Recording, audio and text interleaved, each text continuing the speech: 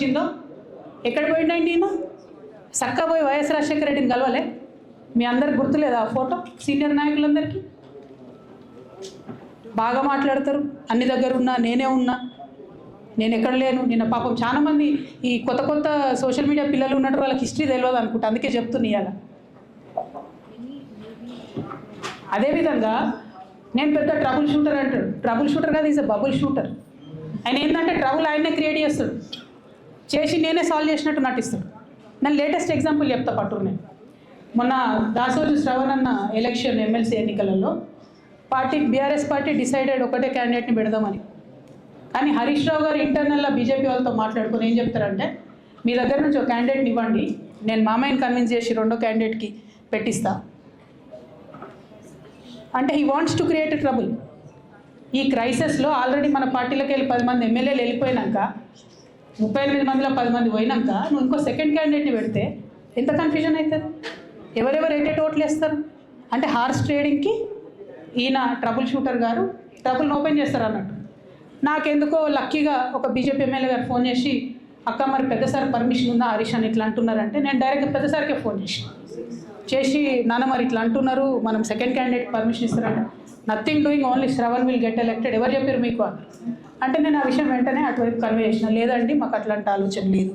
ఎందుకు ఈ recent example చెప్తున్నా ఇవాళ అంటే, హరీష్ రావు గారు ట్రబుల్ క్రియేట్ చేసి ట్రబుల్ని మాఫీ చేసినట్టుగా ప్రయత్నం చేస్తారు. బీఆర్ఎస్ కార్యకర్తలందరికీ నేను నా తమ్ముళ్ళకి రిక్వెస్ట్ చేసి చెప్తున్నాను, మా చెల్లెలకు రిక్వెస్ట్ చేసి చెప్తున్నాను, మీకు పెద్ద స్థాయిలో జరిగే అన్ని విషయాలు తెలియకుండా అందరూ మన వెల్ విషయర్స్ అనుకుంటారు. మీ తప్పు కాదు, ఎందుకంటే కేసీఆర్ సార్ అంత ఓపెన్ మైండ్తో ఓపెన్ హార్ట్తో ఉంటారు కాబట్టి బీఆర్ఎస్లో ఉన్న అందరూ అట్లే ఉంటారు. కానీ చాలామందికి చాలా హిడెన్ ఎజెండాస్ ఉన్నాయి. ఓ పక్క కాంగ్రెస్తో కలిసి ఉన్నారు, ఇంకో పక్క బీజేపీతో మాట్లాడుతున్నారు, ఎటు ఎవరితోనూ అవసరమైతే అటు మాట్లాడుతున్నారు. అదేవిధంగా 2018 ఎన్నికలలో హరీష్ రావు గారు 20-25 మంది ఎమ్మెల్యేలకు ఎన్నికలలో అడిషనల్ ఫండింగ్ ఇచ్చారు, పార్టీ ఇచ్చింది కాకుండా.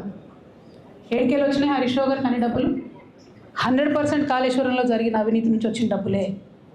ఆయన ఆలోచన ఏం చేసిందంటే, ఏమన్నా కొద్దిగా అటు ఇటు అవుతుందేమో రిజల్ట్, నా దగ్గర ఎమ్మెల్యేస్ ఉండాలని ఆలోచన చేసింది. నీకు అసలు అట్లాంటి ఆలోచన ఎందుకు వచ్చింది?